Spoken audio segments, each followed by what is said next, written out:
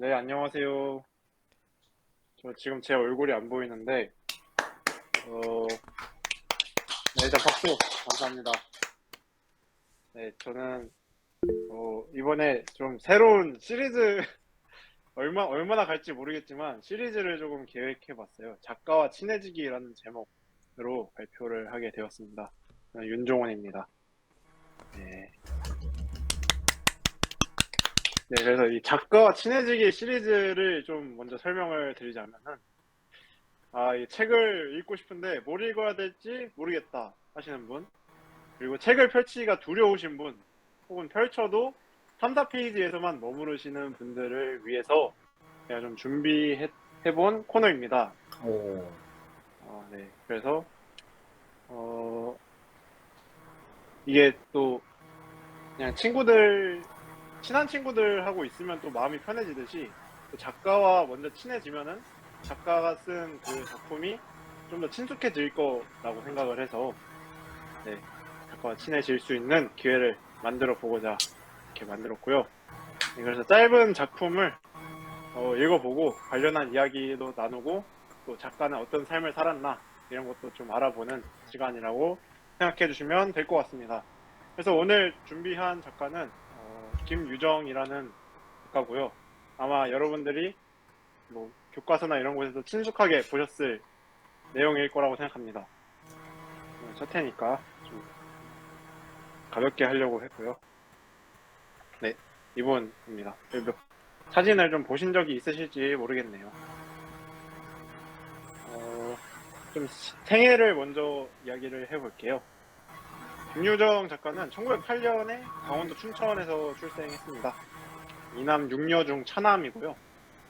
그런데 이제 유년기에 부모님이 모두 일찍 세상을 떠나셨어요. 그래서 좀 유복한 가정에서 태어났지만, 그러니까 뭐 할아버지 댁이겠죠. 거기서 이제 자라나게 됐는데 아무래도 부모님도 없고 누나들도 이제 다 시집을 가버려서 좀 눈칫밥을 먹으면서 자라났다고 해요.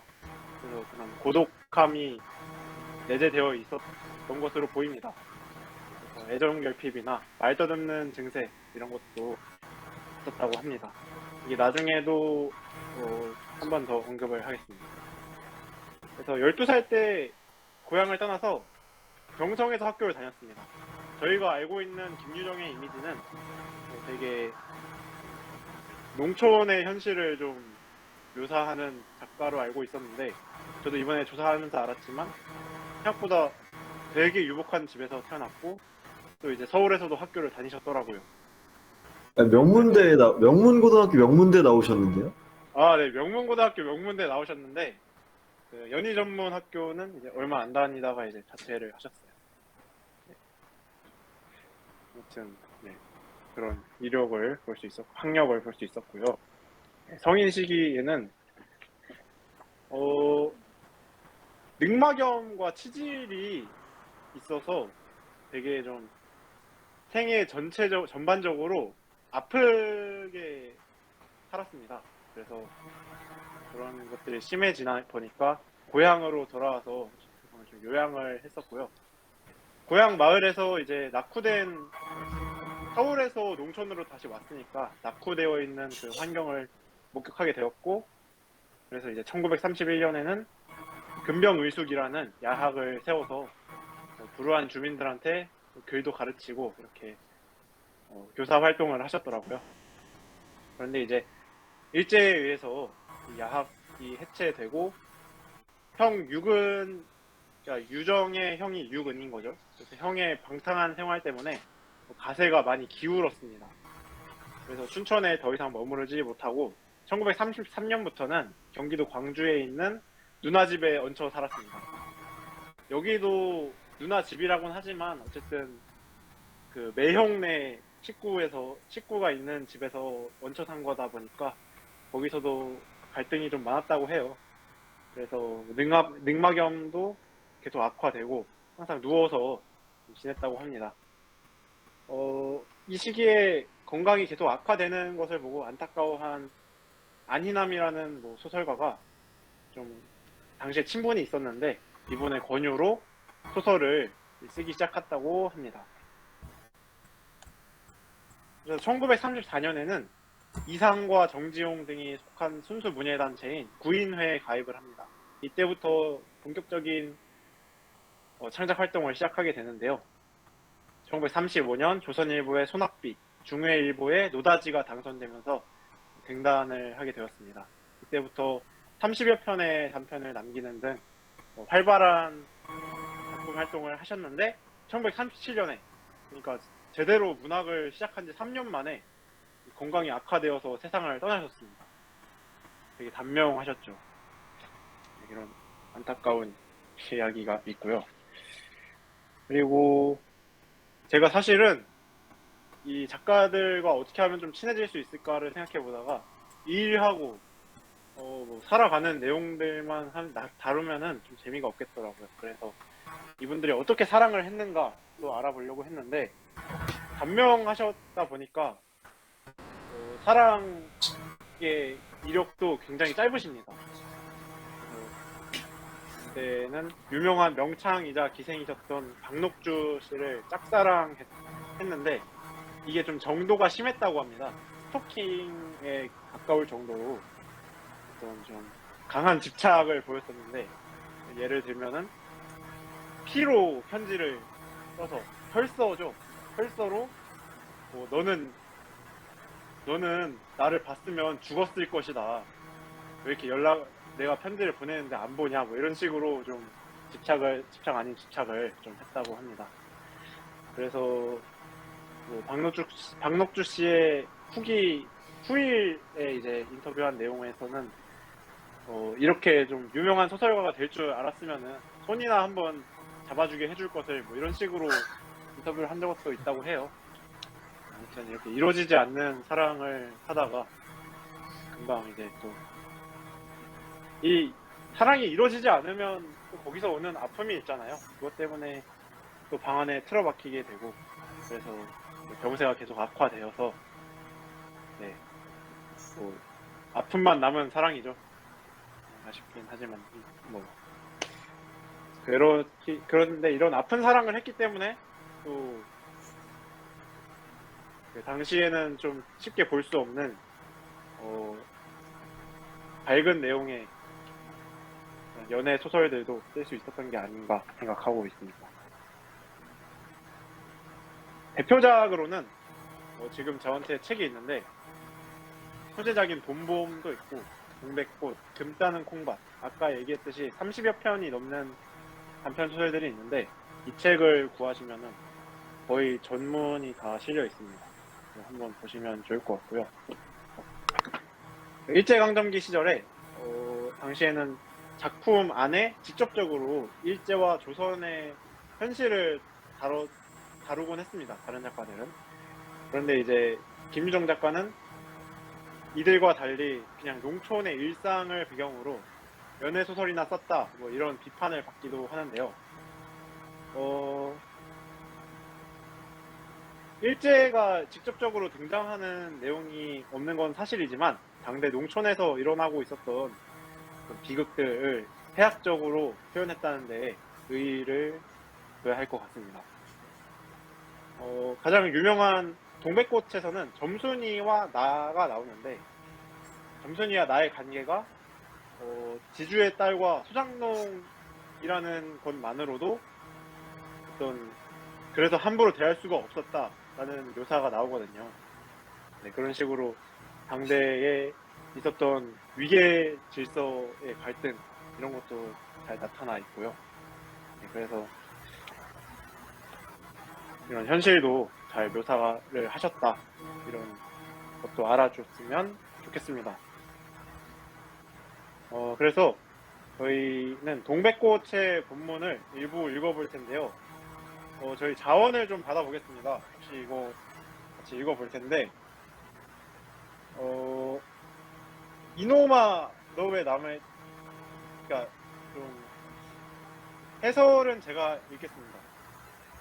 점순이와 나 역할이 지금 필요한데 한 명씩 지원을 좀 받아볼까요? 점순이 역할을 맡고 싶으신 분? 영범이가 좀 잘합니다. 그런 거를. 아 아, 그렇습니까? 저 감기 걸려서 감기 걸린 점순이가 진짜 괜찮아가지고 어, 뭐 그냥 영범이 읽으면 되나요, 그냥? 아, 네. 근데 감정을 좀 실어주시면 좋겠고요. 영범이가 그럼 또 나를 또 읽어주실 분 있으실까요?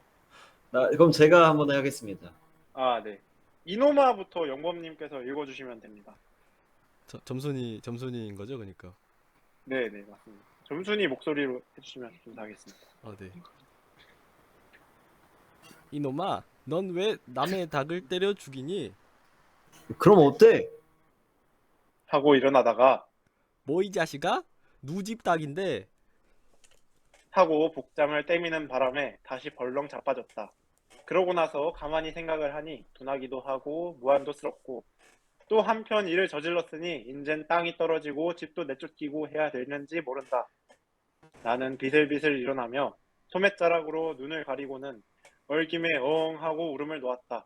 그러다 점순이가 앞으로 다가와서 그럼 너 이다음부턴 안 그럴 터냐?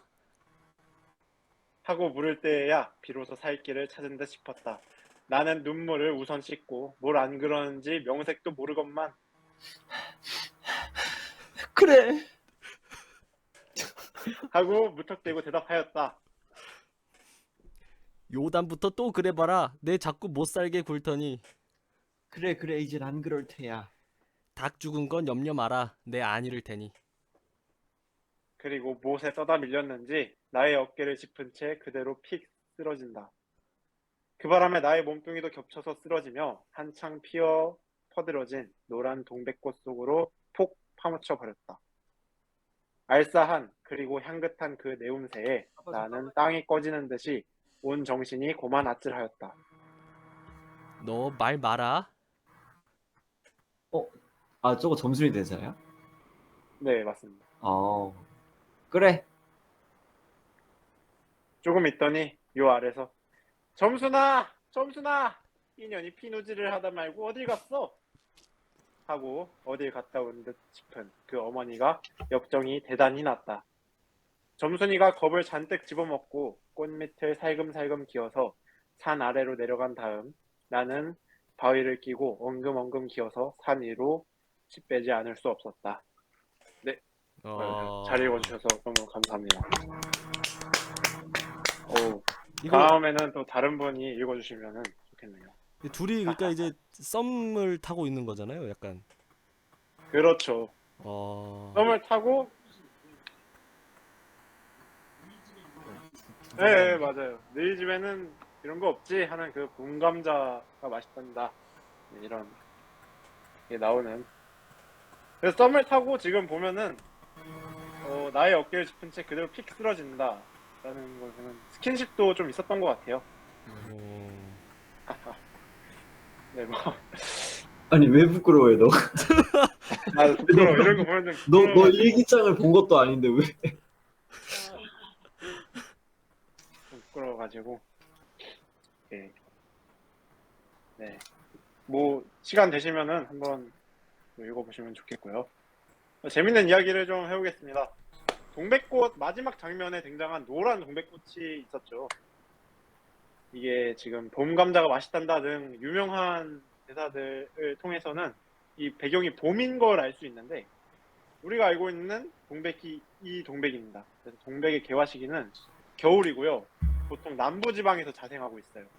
부산에 가면 동백섬이 있는데 이 동백꽃이 많이 피어서 동백섬이거든요. 혹시 모르시나 해가지고 부산 바캉스 하면은 Everybody come to 광안리 오 Everybody come to 동백섬까지 하잖아요. 그 동백섬에서 동백이 이 동백이에요. 네. 이 동백에서 나오는 기름을 머리에 바르는 용도로 사용을 했었는데 이 동백이 안 나던 지역에서는 생강나무의 열매 기름을 짜서 사용했었습니다.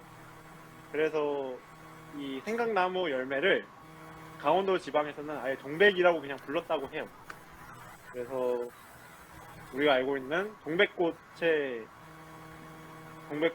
사실 동백꽃이 아니라 생강나무 꽃이었다. 이렇게 재밌는 얘기 한번 보았습니다. 다음번에 또 이어질 수 있을지 모르겠지만 오늘 또 이렇게 봐주셔서 감사합니다. 발표 마치겠습니다. 아